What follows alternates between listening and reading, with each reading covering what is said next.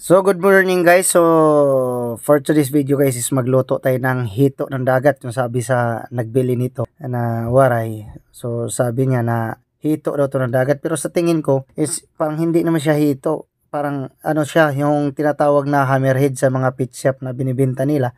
Kaso sa tabang naman yon. Sa tingin ko kasi mataba to talaga siya. Parang masarap to siya na isda. So tinanggal pala muna natin ditong ano guys.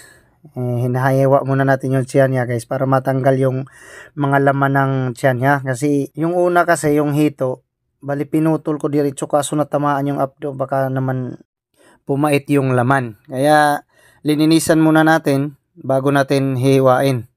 So mas maganda kasi ganitong isda guys is may abo sana guys para matanggal yung mga ano niya sa katawan, yung parang madulas sa katawan niya guys kasi parang yun din yung nagdala ng langsa nitong mga isda ganito eh.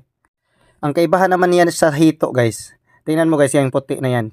Yan yung parang ano siya guys, yung parang sibo guys. Mahalata ko pag hinawakan ko siya guys, sibo talaga siya guys. Siguro kung hindi yan matanggal, napakalangsa yan guys. Yan nakadikit siya tapos yung mga nakadikit niya sa buto, yun yung mga napakatigas talaga tanggalin. Yan nahirapan tayo pagtanggal guys. Yung sa ulo, dapat tanggalin mo yung mga parang manipis na plastic dyan guys para malinis talaga guys.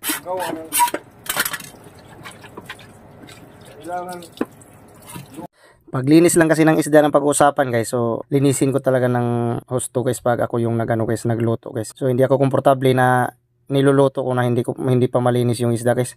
Bahalag mga ano yung katawan niya guys. Basta linisan ko talaga siya guys. Sana sa nakakilala nito na isda guys, mag-comment kayo dyan sa baba kasi sa tingin ko hindi talaga to siya hito ng dagat guys, kundi parang hammerhead kasi yung forma niya na isda siya guys eh. Pati yung form ng katawan niya guys, so nakakaiba lang sa hito. At dito guys, hinihiwa na natin kasi nahirapan tayo sa ulo kasi napakatigas. Tapos yung panghiwa natin, tingnan mo yung panghiwa natin. So nahirapan tayo guys.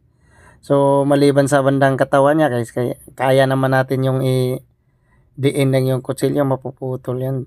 Kasi laman naman. Kaso bandang ulo, andun kasi yung mga buto kaya mas lalong matigas yung ulo talaga banda. Yan. Sinubukan nating hatiin guys kaso di talaga kaya sa kutsilyo guys. At sa wakas guys na hiwa na natin lahat. So nilinisan natin ulit. Yung isang kasama ko naman guys, so busy siya sa pagluto ng ano guys ng talaba. So pakuluan lang daw tong tubig at saka timplahan na to kasi kadalasan kasi nakita ko nito is parang dinadirect lang nila sa may nakadikit pa ng bato eh. Iniinit lang nila tapos lagyan ng suka. Ganun. So guys, magano natin ng sibuyas guys. Yan. Isa na natin guys.